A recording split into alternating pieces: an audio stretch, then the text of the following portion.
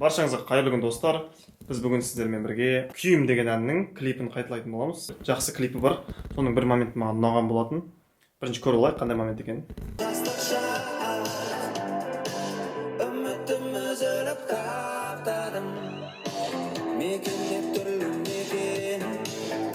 Бізге төрт түрлі жарық керек бұл үшін, как минимум. Соны қазір сіздермен бірге қарап шығамыз кезекпен. Ең бірінші, бөлменің светін өшіргеннен кейін бөлмені жарыққа толтыратын бір свет керек. Ол мына свет міне. Кішкене жарық болып тұру керек бөлменің. Заполняющий свет деп аталады бұл. Осы свет. Біріншісін қостық. Одан кейін артындағы көк түсті қосу керек. Ол көк түс бізде мін тұр. Бізде Amaran 300 бар. Басында осындай спотлайт бар. Спотлайт арқылы алысқа жіберуге болады жарықты. Міне көріп тұрғандарыңыздай бізде көк түс қосылып тұр. Оны свет өшіргеннен кейін байқалады өзі. Одан кейін бізде екі жарық бар, алдынан және де артынан. Алдынан түскен жарық қызылдау, артынан түскен жарық сарылау. Міне біріншісі осындай джедайка. Джедайка деп айтамыз біз. Осындай сарылау түс беріп тұр.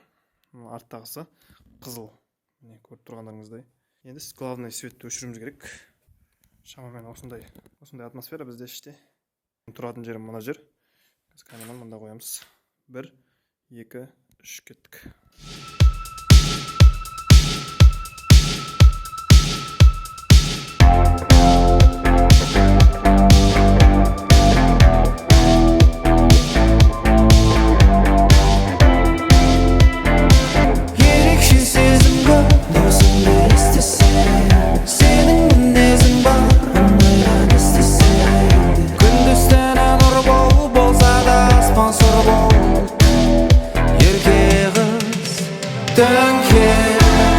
Шампанды аспанға екеуміздің мерекеміз сәулем шуағын шашқан